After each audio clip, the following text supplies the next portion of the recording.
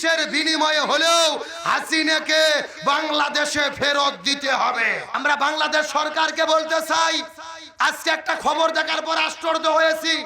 আমার দেশের সরকার দুর্গাপূজা উপলক্ষে ভারতকে 3000 টন ইলিশ উপহার দিচ্ছে।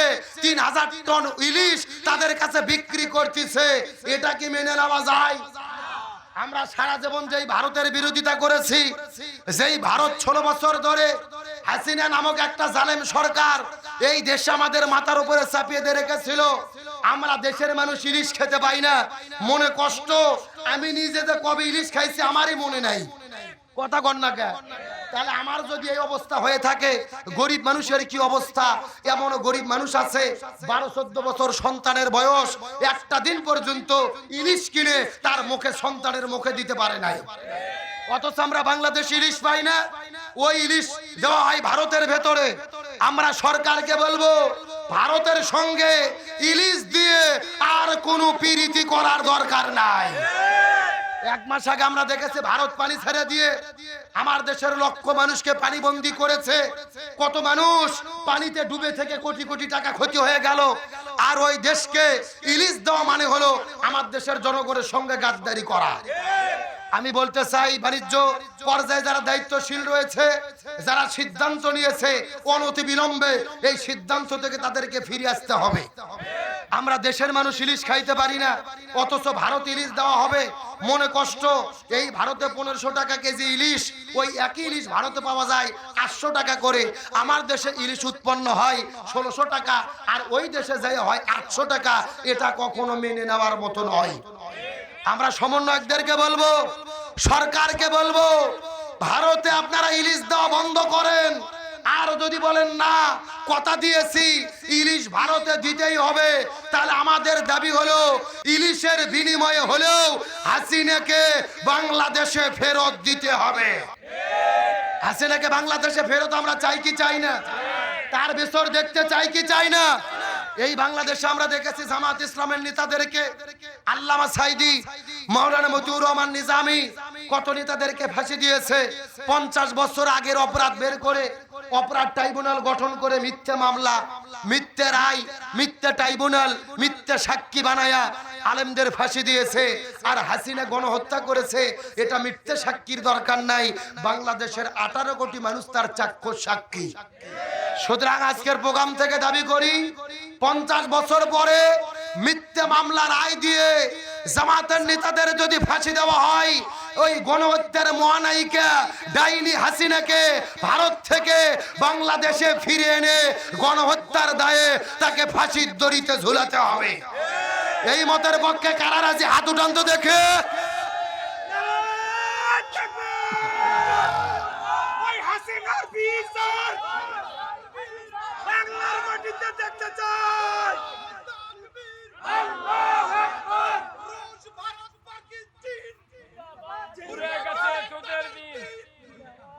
লিল্লাহে তাকবীর। এ দুটো তো বাঘের বাচ্চা রে। আসলে এখানে স্লোগান দেওয়ার লোক আছে, হুকরি ধরার লোক নেই। এ কথা কন না কা? এই যে আপনাদের গ্রামের গর্ব, আর আপনাদের গ্রামের আপনাদের সন্তান, আমাদের প্রিয় বাপজান রুহুল আমিন যুক্তিবাদী, আল্লাহ আকবার কোন। আপনারা হয়তো বা গ্রামে থাকে তাকে চিনতে পারেননি, অথচ তামাম পৃথিবীর মানুষ তার জন্য পাগল। আল্লাহ আকবার কোন। আমি 1 মাস আগে উমরাতে গিয়েছিলাম, তার 15 দিন আগে মালয়েশিয়াতে গিয়েছি। মুফতি আমির হামজা মিজানুর রহমান আজহারি আমি একই সঙ্গে প্রোগ্রাম করেছি। মালয়েশিয়া, সৌদি আরব, যেই দেশেই যাচ্ছি সেখানেই বলতিছে যে হুজুর বগুড়া জেলার আপনাদের বক্তা রুহুল আমিন যুক্তিবাদী। আল্লাহ আকবার কোন। মানে প্রত্যেকটা দেশে তার নাম ছড়িয়ে পড়েছে।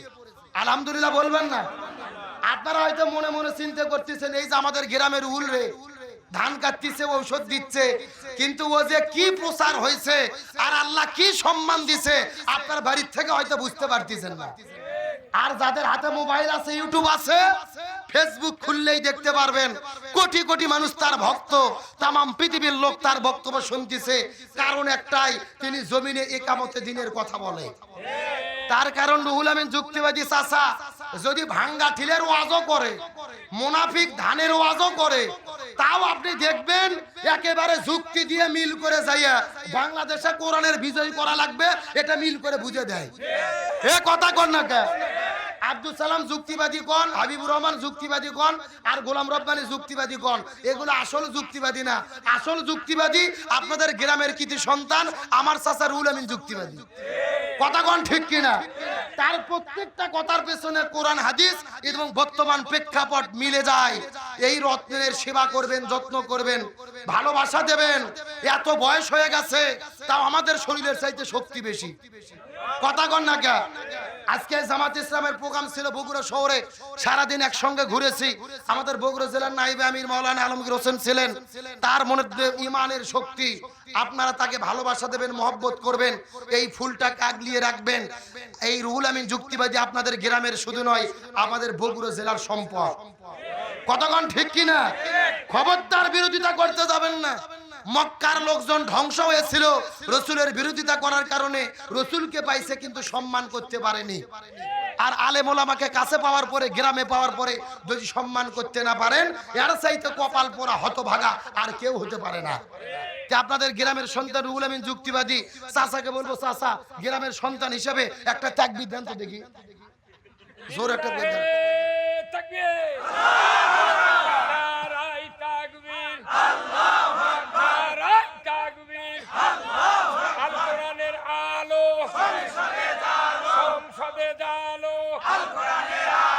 বাংলার মুসলিম,